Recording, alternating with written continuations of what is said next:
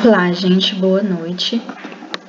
Essa aqui é uma aula para a disciplina de psicoterapia de grupo do curso de psicologia. E o assunto da aula de hoje da gente é sobre grupos para tratamento de transtornos alimentares. Para quem está fazendo a disciplina, pode acompanhar no livro, se eu não me engano, é o capítulo 8, ok? Então vamos lá. Antes da gente entrar propriamente no assunto do grupo, do que ser feito, do que fazer dentro do contexto do grupo, vamos falar um pouquinho sobre o que são esses transtornos alimentares, ok? Na verdade, esse ponto de partida de entender o público do teu grupo é o ponto de partida de qualquer psicoterapia grupal, ok? Se a gente vai fazer uma psicoterapia grupal focada em um público específico, é preciso conhecer as particularidades desse público, a fim de que os encontros, enfim, tenham a ver, né, justamente com as demandas dessas pessoas. Então, vamos lá. A gente vai trabalhar dentro desses grupos com 3 tipos de transtornos alimentares, que são os principais, ok? O primeiro transtorno que a gente vai conhecer, para quem muitos talvez já conheçam, né, se chama o transtorno da anorexia nervosa. O nome correto é transtorno de anorexia nervosa. Eu coloquei só anorexia aqui. E qual é a característica desse transtorno alimentar? É um transtorno que é caracterizado pelo fato da pessoa simplesmente não ingerir alimentos. Ela se recusar a ingerir alimentos, ela recusar comida. E isso vai se dando de forma cada vez mais radical, ao ponto da pessoa ficar extremamente magra, os cabelos caírem. No caso das meninas, a menstruação ela chega a parar em função disso. E a pessoa começa a desenvolver sérios problemas de saúde em função da não ingestão alimentar. E muitas vezes essas pessoas, elas têm muitas estratégias para meio que esconder que não estão comendo. Por exemplo, elas podem esconder, sentar na mesa de jantar, até chegar a colocar o alimento no prato, mas criar várias estratégias para simplesmente não comer, ficar mexendo no prato, espalhando a comida, escondendo a comida dentro dos bolsos, ou simplesmente mentir, dizer que comeu e não comeu. Então, seria mais ou menos caracterizado por isso aí, tá? A gente tem vários filmes, inclusive na Netflix, que vão abordar esse tema. Eu poderia indicar para vocês o To the Bone. Eu não sei como é que tá em português, mas em inglês a tradução direta, que eu não acho que seria isso, né? É Até o Osso. É muito interessante. Mostra bem como é a realidade das pessoas que sofrem com esse transtorno, as dificuldades, enfim. Em seguida, a gente tem o transtorno de bulimia nervosa. Muita gente não sabe muito bem a diferença entre anorexia e bulimia. A diferença, gente, é basicamente que na bulimia, a pessoa ela vai até comer. Na anorexia, ela se recusa a comer. Ela não come, ela esconde. Na bulimia, ela come. Porém, ela dá um jeito de meio que neutralizar esse alimento no organismo dela. Através de autoindução de vômito, através de tomar remédio laxante para ter diarreia, através, inclusive, de exercícios físicos exaustivos. A pessoa, muitas vezes a bulimia, ela pode passar até desapercebida por isso, porque a gente fica esperando aquele talvez mais conhecido, né? Em que a pessoa vai lá no banheiro escondido, induz vômito, realmente, é talvez o mais comum. Mas em muitos casos de bulimia, a pessoa, ela simplesmente começa a malhar compulsivamente para neutralizar. Ela pode, inclusive, malhar ao ponto de romper o músculo, de ter uma lesão. Malha para exaustão mesmo. Inclusive, quem trabalha com esse tipo de transtorno tem que ficar um pouco de olho nesses comportamentos. Porque a pessoa, aparentemente, ela diz, não, vou só dar uma voltinha, né? E quando você vê, ela está correndo lá compulsivamente por muito tempo para justamente, enfim, na imaginação dela, né? Gastar todas as calorias que ela consumiu e não engordar. Ela fica, às vezes, achando, inclusive, que pode engordar de maneiras até bizarras, né? Alguns chegam a dizer que não querem beber água porque tem medo de engordar da água. enfim. Isso seria, né, um caso mais grave. E em seguida, a gente tem a compulsão alimentar periódica, que é caracterizado justamente por uma compulsão que a pessoa tem por comida. Esse aí vai ser mais diferente dos outros, certo? Porque nesse daqui a gente não vai perceber muitos episódios assim de autoindução de vômito, não necessariamente isso vai aparecer, muitas vezes nem aparece. Mas é simplesmente uma incapacidade da pessoa colocar limite na própria alimentação. Então, de vez em quando, ela come até passar mal. Come exageradamente, come talvez o que iria comer a semana inteira. Talvez muitas pessoas, em função da ansiedade, estejam passando um pouco por isso daqui nessa quarentena. Porque ficam em casa, ficam muito preocupadas, aí comem. No caso aqui, o alimento ele vai entrar muito como uma válvula de escape, realmente, para alguns sofrimentos da vida e tal. Então, nesse caso, é realmente marcante a compulsão. Enfim, a compulsão por comer. Inclusive, tem alguns casos, inclusive tem programas de TV, acho que a maioria está em inglês, mas que mostram pessoas que têm compulsão alimentar com alimentos bem específicos. Por exemplo, eu vi um caso de uma pessoa que comia compulsivamente queijo com batata. Esses dois alimentos basicamente eram o que ela comia muito. Um alimento bem específico. Isso pode acontecer também. Com outras pessoas não. Essa compulsão ela vai se dar com relação a várias comidas calóricas, gostosas, enfim. Em que a pessoa realmente ela fica muito angustiada porque ela não consegue parar de comer. Come realmente até passar mal. Até ficar com muita dor de barriga. E muitas vezes desenvolve vários problemas de saúde em função disso, né? Diabetes, hipertensão, problemas metabólicos em geral. E aí, talvez você esteja pensando, poxa, essas aqui, provavelmente essas pessoas serão mais magras. Já essa daqui, provavelmente é uma pessoa obesa. Normalmente sim, gente, mas não necessariamente. Não necessariamente quem sofre de compulsão alimentar periódica é uma pessoa obesa, mas realmente muito sã, em função justamente de não conseguir parar de comer, não conseguir. Outros não, outros só ficam muito doentes em função desse excesso, mas não chegam a ficar obesos não. Importante também, para a gente conseguir fazer o diagnóstico correto desse transtorno aqui, a gente precisa descartar outras possíveis causas orgânicas, certo? Por exemplo, será que essa pessoa que está com compulsão alimentar periódica, ela está com algum tipo de, realmente, com alguma lesão no cérebro, algum defeito mesmo no mecanismo de regulação da saciedade? Isso daí, o médico clínico mesmo, ele vai descartar essas possibilidades antes de fazer o diagnóstico ou de anorexia nervosa, ou de bulimia nervosa, ou de compulsão alimentar periódica. Ele vai ter que realmente descartar aquilo que é e aquilo que não é. Aí, dado estatístico importante, cerca de 1% da população sofre disso daqui. Esse 1%, gente, vai ser maior, por exemplo, em países como Estados Unidos, como Inglaterra, e vai ser menor na África, por exemplo. Na África, isso aqui é bem menos. A gente vai ver ao longo da aula mais ou menos os motivos. Porque que em alguns lugares é muito incidente esse tipo de transtorno e em outros lugares não é. Como é de conhecimento, né? Acho que todos sabem disso, a maioria das pessoas que passam por esses transtornos são mulheres, a grande maioria. Mas existem casos de homens também, tá? Alguns homens têm anorexia, alguns homens têm bulimia, inclusive hoje em dia, cada vez mais está subindo o número de homens, não só o número de mulheres com esse transtorno aqui. E está aparecendo cada vez mais cedo, inclusive em crianças. Antes a gente não via, de jeito nenhum, era realmente um transtorno que começava na puberdade, nunca antes disso. Até porque a gente acha até um pouco estranha, né, essa preocupação com o corpo em uma criança tão jovem.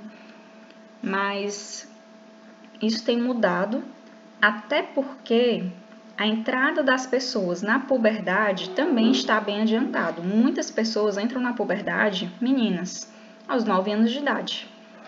Então, realmente justifica que esse tipo de transtorno, que é muito próprio da adolescência, comece a aparecer mais cedo. Mas sim, existem casos, por exemplo, de crianças com 7 anos de idade que já relataram alguns sintomas. Aí a gente tem que ficar atento. E independente, né, das pessoas terem ou não o transtorno alimentar, é necessário a gente saber que existe uma pandemia no mundo de insatisfação com o próprio corpo. Eu acho que se a gente for fazer uma pergunta, né, para as pessoas em geral, você está satisfeito com o seu corpo? A resposta mais comum vai ser não. Não estou satisfeito, eu me acho ou gorda ou estranha. Talvez os homens sejam mais indiferentes a isso, não sei, mas as mulheres em geral, elas são muito insatisfeitas com o próprio corpo. Não se sentem bem com a sua aparência. E é muito comum a queixa realmente da pessoa sentir que tem que emagrecer. Se a gente for numa academia, não sei se vocês frequentam, mas a coisa que a gente mais escuta em uma academia é o povo dizendo que quer emagrecer. Principalmente as mulheres. Eu preciso emagrecer, eu preciso emagrecer. Sempre precisa emagrecer, sabe? É difícil a gente encontrar uma pessoa, às vezes a pessoa já é até magra, mas ela diz, eu tenho gordura localizada, eu preciso perder peso, não, estou muito distante do meu corpo ideal, eu emagreço, mas eu não consigo perder uma gordurinha, isso me deixa muito insatisfeita, isso me deixa, enfim, com nojo do meu próprio corpo. Inclusive a gente escuta muitas palavras pesadas, né? Tenho nojo desse corpo aqui, acho isso horrível, se eu pudesse eu tirava, eu entrava na faca mesmo. Enfim, isso nos leva a compreender que é como se fosse uma pandemia, né? A gente está passando por uma pandemia, mas de certa forma existe uma pandemia de insatisfação com o próprio corpo. Entre as mulheres, pelo menos, isso é algo bem generalizado em vários países, em várias culturas diferentes, é muito comum as mulheres simplesmente dizerem, eu não estou satisfeita, eu não acho que o meu corpo está bem, eu acho que minha aparência está inadequada, eu acho que eu estou muito longe do peso ideal, enfim, isso daí é algo muito recorrente. Passando aqui para as causas, certo? A gente conheceu mais ou menos o público. Os transtornos alimentares, eles têm diversas causas, ok? Ele é multideterminado. Não é um tipo de transtorno que eu posso dizer é genético, pronto. Não é assim. Provavelmente tem influência genética. Eu não saberia precisar especificamente qual, mas é provável que tenha também alguma influência genética, mas também é determinado por vários outros fatores. E a gente vai ver um pouquinho desses fatores agora, até porque a gente vai precisar, nos grupos da gente, endereçar cada um desses fatores aqui. Para obter a melhora nessas pessoas, essas questões que a gente vai ver aqui vão precisar ser endereçadas nos encontros, vão precisar ser abordadas, questionadas. Precisamos levar os participantes do grupo a refletir mesmo sobre esses pontos, a rever algumas posturas, a questionar algumas posturas também sociais, né? E para isso a gente tem que ter um bom conhecimento aqui dessas causas. Então, primeiro, os transtornos alimentares, esses três, eles sofrem muita influência de crenças ou regras, né? Se você for da TCC, você usa a palavra crenças. Se você for mais da análise do comportamento, você usa a palavra regras. Mas o que é que isso quer dizer? Isso vai sofrer uma influência muito grande de alguns pensamentos, algumas crenças, posso dizer essa palavra, que a pessoa tem acerca de si, né? Principalmente na anorexia e na bulimia. Então, provavelmente a gente vai precisar questionar algumas dessas crenças ou algumas dessas regras, né? A pessoa que diz, eu sou feia, eu sou inútil, nada do que eu faço é bom, eu sou completamente imperfeita, esse tipo de crença vai interferir bastante no desenvolvimento desse transtorno. Em seguida, vai entrar a questão cultural, certo? A beleza, na cultura ocidental em geral, inclusive na oriental, certo? Ela é associada com um corpo magro e cada vez mais magro, né? As pessoas, inclusive se a gente fizer uma comparação entre o padrão de magreza e de beleza de uma mulher na década de 60, tá muito mais, posso dizer, tem muito mais gordura do que uma mulher agora, atualmente, 2020. o corpo ideal da pessoa em 2020, né? Inclusive no Brasil, certo? O Brasil, ele é conhecido por ser um lugar em que as pessoas gostam das nádegas, né? Gostam... Mas ainda no Brasil, a gente percebe, né, essa tendência de não poder ter nenhuma celulite, não poder ter nenhum pneuzinho, não poder ter, por exemplo, aquelas dobrinhas, né, no corpo. Não. Um corpo bem magro, bem malhado, e que não tem gordura, basicamente. Se tiver as nádegas avantajadas, no caso, né, que seja por músculo. Nosso padrão de beleza, no geral, aqui é esse, não por gordura. Em outros lugares do mundo, não vai ter, talvez, esse padrão de beleza que é mais um pouco musculoso, o nosso, né, um pouco mais malhado, mais trabalhado o corpo. Em alguns países, como na Europa, principalmente, é magro mesmo. O padrão de beleza lá é uma mulher bem magra, esbelta, das pernas longas, magras. No caso, não vão gostar muito desse negócio de nádegas, não. E isso vai afetar muito também a forma como esse transtorno vai aparecer, certo? Porque se a gente imagina que a nossa cultura é meio que cultua mesmo, né? Um padrão de beleza que é muito difícil de alcançar e que, de certa forma, poucas pessoas vão conseguir até pelo padrão do corpo, né? Isso coloca muitas mulheres em um lugar assim de não se sentirem bonitas, né? De sentirem que estão muito distantes do que seria algo belo. E aí isso é algo bem complicado que a gente precisa questionar nos nossos grupos. Em seguida, a gente precisa entender também que esses transtornos, principalmente anorexia e bulimia, vão aparecer mais em sociedades com abundância de alimentos. Isso daí, eu não sei se vocês perceberam, né? Mas lugares assim, em que existe fome, em que existe de certa forma muita dificuldade para a pessoa se alimentar, não vai ter, praticamente, muito dificilmente irá aparecer um transtorno desse, né? Aquelas tribos da África. Enfim, graças a Deus hoje no Brasil isso está cada vez mais raro, né? Um lugar em que as pessoas de fato passem fome mesmo. Existem situações, infelizmente, mas não como antes, né?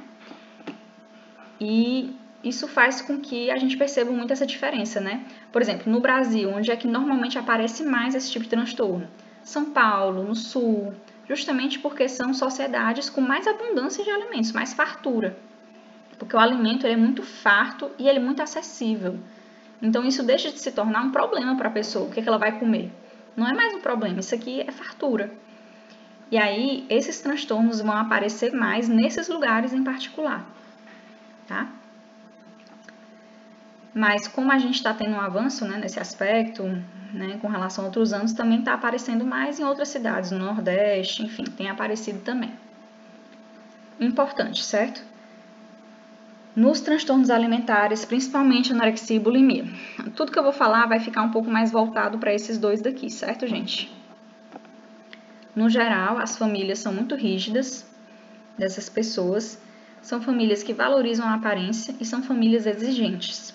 Isso aqui no geral, tá? Eu tô afirmando isso com base em algumas estatísticas mesmo, de pesquisas que foram feitas em cima dos familiares das pessoas que sofrem com esses transtornos. Então, muitas vezes, a família até aparentemente não valoriza a aparência, mas é uma família, de certa forma, muito exigente, muito rígida. Não é necessariamente a magreza em si que a família expressivamente vai valorizar, né? Tanto que muitos pais dizem assim, mas aqui a gente nem liga se ela é magra, se ela não é.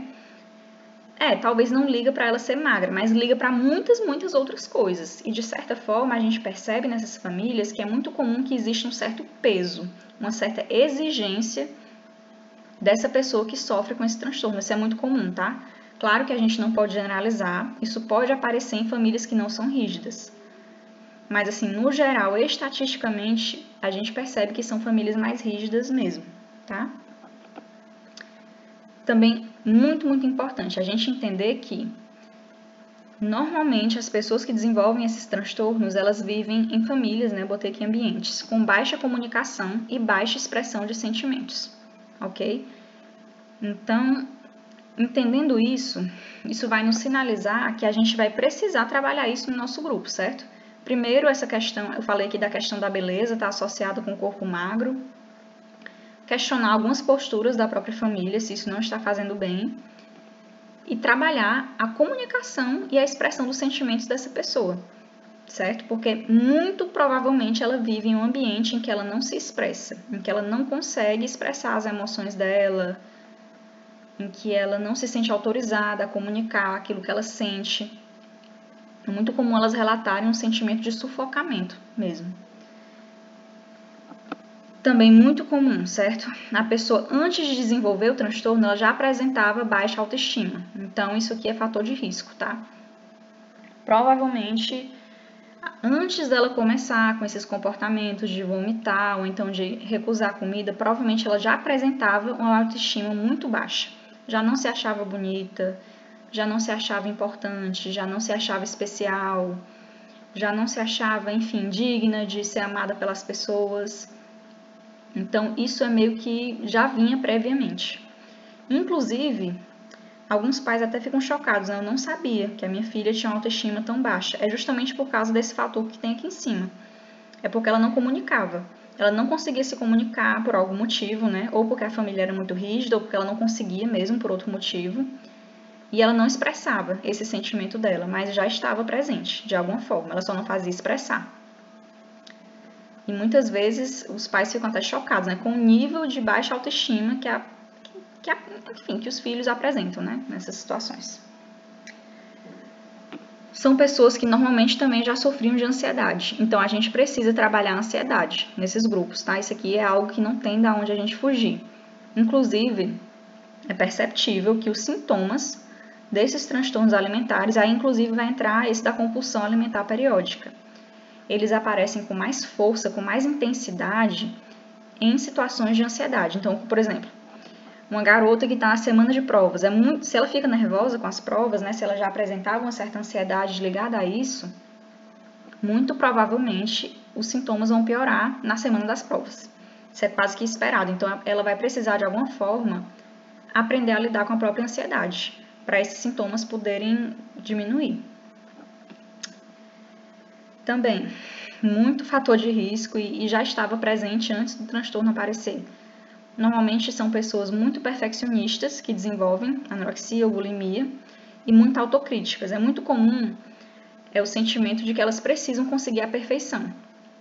E elas tentam conseguir a perfeição justamente através da magreza, do corpo perfeito. Mas muito provavelmente ela apresentava esse tipo de ideia antes do transtorno aparecer. No caso, o transtorno canalizou isso para magreza, né?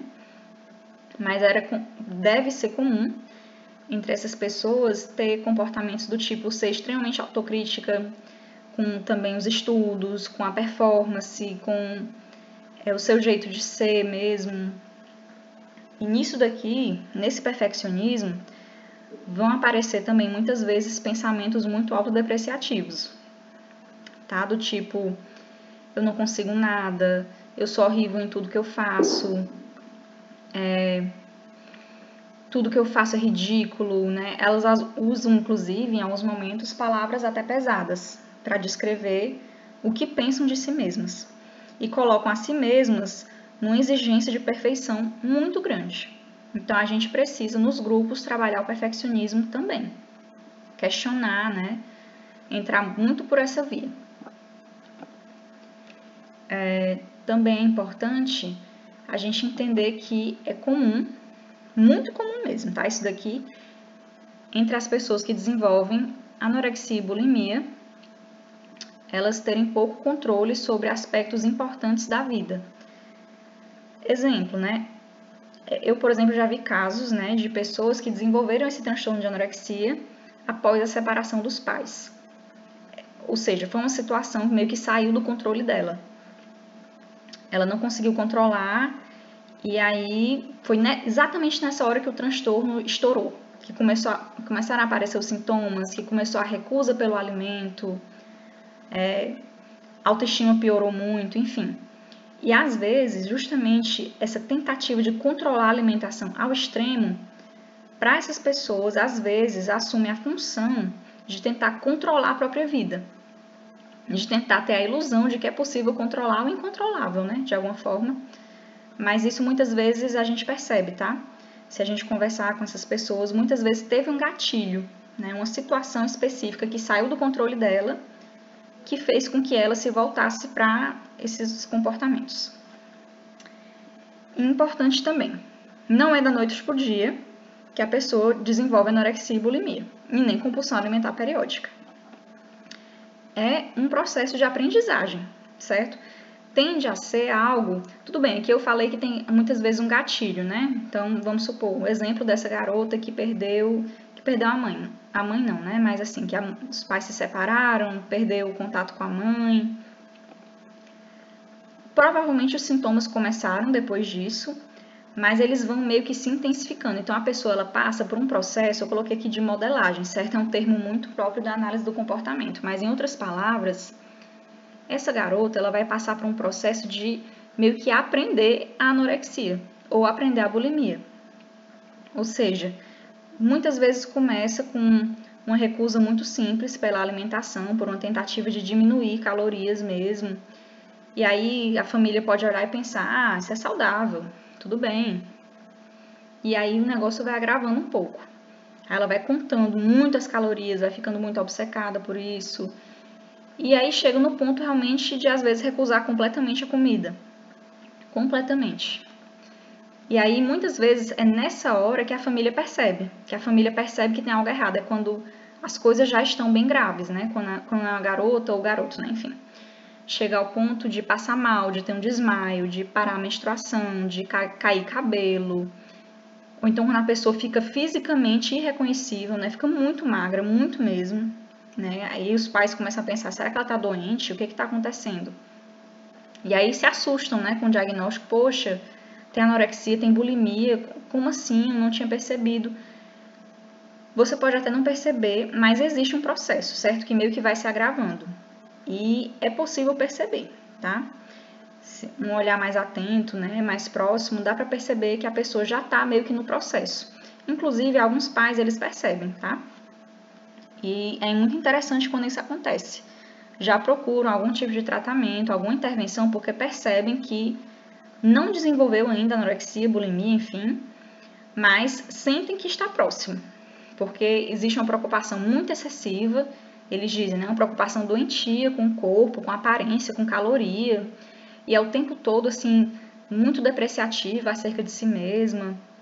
E aí isso muitas vezes preocupa os pais, né, com razão, e eles procuram ajuda. E quando se procura ajuda precocemente, os resultados são melhor alcançados, né? Pelo menos de maneira mais rápida. Já pode começar uma psicoterapia, pode começar um tratamento com um nutricionista, enfim. Já não tá, enfim, quando você intervém cedo, não tá ainda tão grave, né? Ao ponto da intervenção ser muito mais complicada. Então, o ideal é, de alguma forma, os pais, né, se puderem perceber antes da situação ficar muito grave, né? Mas, como normalmente isso daqui aparece em famílias mais rígidas, em famílias que valorizam muito a aparência, em famílias onde não existe, no geral, muita comunicação e muita expressão de sentimentos, infelizmente, muitas pessoas acabam desenvolvendo esses transtornos e a família só percebe quando não tem mais como não perceber, quando está extremamente explícito que tem alguma coisa muito errada ali com aquela pessoa. Então, é por isso que às vezes a situação chega onde chega, né? O ideal é, se puder, né, fazer um trabalho preventivo com as famílias para trabalhar isso daqui, né? Trabalhar a expressão de sentimentos, a comunicação, enfim. Né? Então, tudo isso daqui que eu falei, né, com relação às determinações, é interessante que quando a gente for montar o nosso grupo para lidar com essas pessoas, para alcançar alguma melhora, que a gente separe dias específicos para conversar, para trabalhar sobre esses temas, ok? Isso em qualquer grupo, tá, gente? Eu vou falar nessa nova parte da aula aqui, que eu vou começar, um pouquinho sobre o tratamento da TCC, especificamente para os transtornos alimentares, porque a TCC ela tem alguns protocolos interessantes, mas se você não trabalha com TCC, se você tem interesse mesmo por outra abordagem, não tem problema. Contanto que eu acho importante, né, que você aborde isso daqui. Que você não deixe de abordar essas causas da anorexia, da bulimia, para de alguma forma focar um pouco, né, essas questões. mas, né, vamos passar aqui para a próxima parte. Qualquer dúvida, pessoal, vocês podem deixar nos comentários e eu respondo quando eu puder, tá bom? Consertar aqui. Psicoterapia cognitivo-comportamental grupal, certo? Eu coloquei aqui 4 tipos diferentes de intervenção, certo? O livro, ele meio que descreve cada uma delas. Eu não vou me deter especificamente nos protocolos, porque tomaria muito tempo, deixaria nossa aula muito longa. Mas eu sugiro que vocês observem no livro mesmo, que vocês possam ler esses protocolos, porque eles são realmente bastante interessantes, ok? Então, o primeiro tipo de protocolo que a gente tem na TCC são os protocolos para tratamento de obesidade. E quando eu digo tratamento de obesidade, você pode dizer, poxa, mas a aula não era sobre transtornos alimentares? Aí eu vou estar me referindo mais a esse tipo daqui, certo, gente? A compulsão alimentar mesmo. Então, existem protocolos ATCC muito bacanas, prontos para trabalhar a obesidade, muito focadas na questão da compulsão mesmo pela comida. Por que algumas pessoas não conseguem parar de comer, não conseguem colocar mesmo limites na própria alimentação? Só um minuto. Então, vou abrir aqui na página do protocolo só para poder, né, pontuar algumas questões, né? No caso, como a gente está falando de um grupo em TCC, ele vai trazer todos os aspectos de grupos em terapia cognitivo-comportamental que a gente viu no capítulo 2, certo? Então, vão ser grupos estruturados, vão ser grupos fechados, vão ser grupos, no caso desse protocolo aqui, de 12 encontros, ok? Cada encontro estruturado com uma pauta bem específica. E aí, nesses encontros, vai ser justamente trabalhado alguns tipos de crenças dessas pessoas acerca de si mesmas, que levam elas a não conseguir parar de comer, algo bem próprio da TCC. Então, sugiro que vocês olhem depois, está na página 157, certo? Em seguida, a gente tem protocolos próprios para anorexia nervosa. Professora, pode misturar paciente com anorexia nervosa no grupo com pacientes com bulimia nervosa? Pode, certo? Não tem problema não, depende do protocolo. Alguns protocolos recomendam que não, mas nesse especificamente pode, certo? Não tem problema não. E aí, só não é interessante misturar pacientes com compulsão alimentar periódica com pacientes com anorexia e bulimia, porque realmente a demanda vai ser um pouco diferente, certo? A gente vai ter os grupos de obesidade para tratar disso daí. Mas para anorexia e bulimia, pode colocar junto, certo? Aspecto importante desse tipo de grupo aqui, certo, gente? Primeiro é que é bom a gente selecionar bem, no livro explica isso, tá? Depois vocês podem dar uma lida.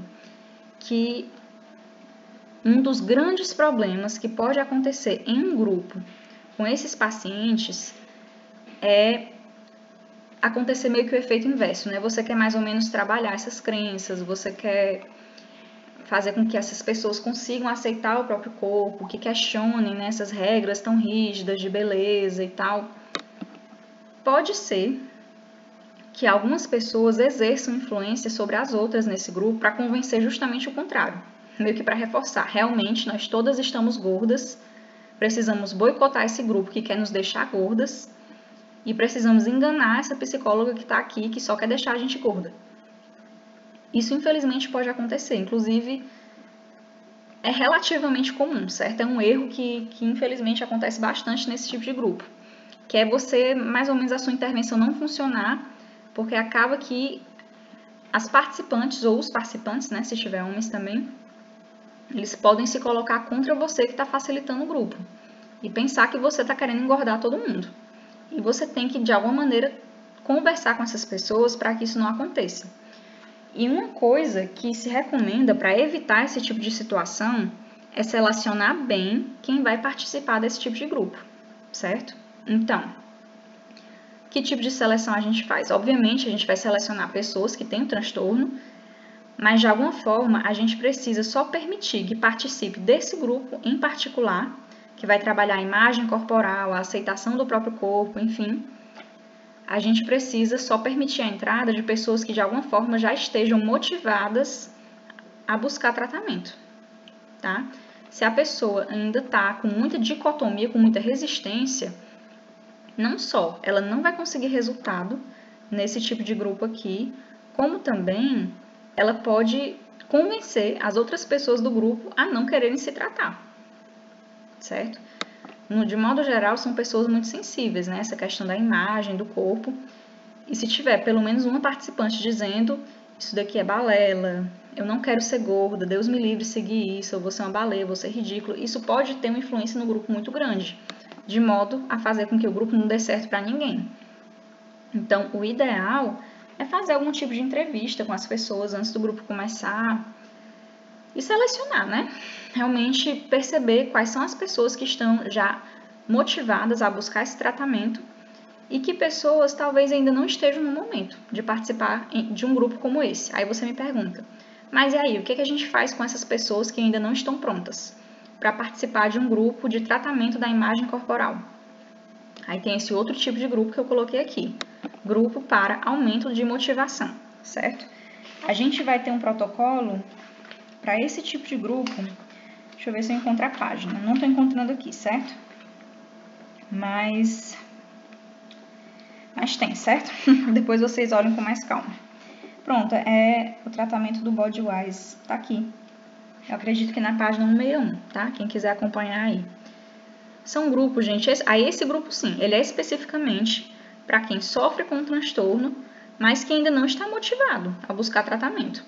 E aí, nesse grupo, o que você vai fazer? Tem alguns indícios, né? Alguns indicativos aqui de pautas, mas você pode montar seu próprio grupo também, conhecendo isso daqui. Então, você pode começar, talvez, questionando alguns aspectos da cultura, questionando o perfeccionismo, questionando essa valorização excessiva da aparência. Tudo isso daí, gente, pode ser brecha para você conseguir aumentar a motivação dessas pessoas a buscarem um tratamento, para conseguir reverter essa situação. Isso daqui é o X da questão, certo? Eu vou ser sincera, muitos tratamentos de transtornos alimentares não funcionam. Mesmo Europa, Estados Unidos, sei lá, os lugares que as pessoas imaginam, né, que isso daí é top. Mesmo nesses lugares, o índice de recaída é muito alto. E o grande problema é esse daqui. O grande problema é que a pessoa entra no tratamento sem estar nem pingo motivada. E aí gera aquela situação que eu descrevi anteriormente, né? Aquela dicotomia entre os médicos, os enfermeiros, o psicólogo e a pessoa. A pessoa ela vê as pessoas, né, que estão tratando ela como inimigas. São as pessoas que querem me deixar gorda. E aí o tratamento não funciona. Talvez funcione por pouquíssimo tempo, a pessoa finge, né, que melhora, mas assim que sai, né, daquele ambiente mais controlado, ela volta. Volta e às vezes volta até pior. Então é muito importante a gente trabalhar essa motivação mesmo, que isso seja feito com calma, que a pessoa passe para a etapa seguinte do tratamento já mais motivada, já entendendo por que é importante que ela busque uma melhora. Não só em focar assim, nos aspectos negativos, né? Porque muitos desses grupos de, entre aspas, motivação ficam focando em medo. Focam em dizer você vai morrer, você vai ficar horrível, isso não é bonito. Enfim, isso muitas vezes não tem resultado nenhum. Porque é muito aversivo e a pessoa acaba não escutando o que você está dizendo. Mas a motivação, ela pode, como eu falei, se dar muito por essa via de questionar a cultura da beleza. Questionar por que o seu padrão de perfeito é um corpo completamente magro. Né? E inclusive, você pode trazer exemplos nesse grupo positivos de pessoas que não são magras, mas que são muito bonitas. Né? Um exemplo que eu gosto sempre de dar é a cantora inglesa Adele. Ela é muito bonita. E ela está acima do peso, né? O peso considerado ideal. Isso pode ser trabalhado nesse tipo de grupo, né? O ideal é a pessoa participar do grupo de motivação, como eu falei aqui. Quanto mais cedo, melhor. Então, se a pessoa, de certa forma, está há mais tempo com esse transtorno, com esse comportamento de vomitar, de evitar comida, aí ela vai ser bem mais resistente a encontrar motivação. Porque, de certa forma, isso passou por um processo de aprendizagem, de modelagem, e meio que se instaurou esse repertório de comportamento na vida dela. Mas o ideal é a gente colocar o quanto antes num grupo de motivação, num grupo de questionamento acerca desses padrões de beleza muito rígidos, etc. E aí, para terminar, a gente também tem intervenções muito bacanas baseadas em mindfulness. Mindfulness, para quem não sabe, é um tipo de intervenção baseada em meditação. Talvez a tradução para o português, se eu não me engano, do mindfulness é a aceitação do presente, é estar no presente. Ou tem gente que chama também de tolerância ao mal-estar. Então, basicamente, tem intervenções baseadas em algumas técnicas de meditação. Por exemplo, vou ler aqui um exercício que é passado num grupo como esses.